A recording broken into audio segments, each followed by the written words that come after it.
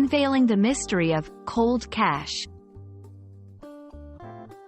Hello, dear viewers. Today, we're going to unravel the meaning behind the phrase, cold cash. Have you ever heard someone mention they have cold cash and wondered what they're talking about?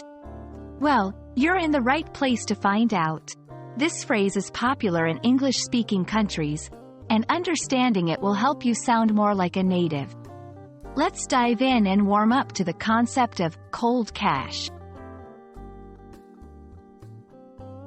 When we talk about cold cash, we're referring to money in the form of cash that is readily available for use. It's not a check, it's not credit, it's actual paper money or coins.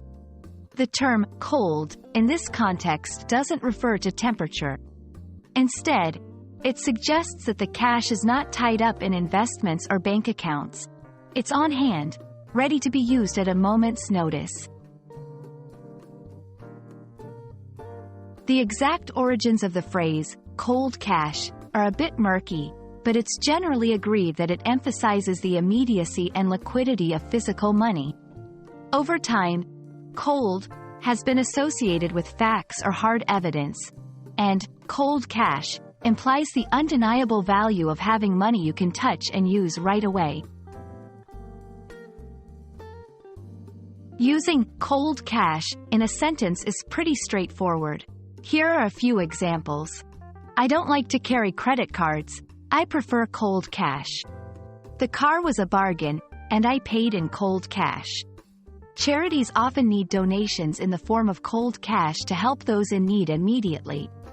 By practicing these sentences, you can get a feel for how the term is used and start incorporating it into your own English conversations.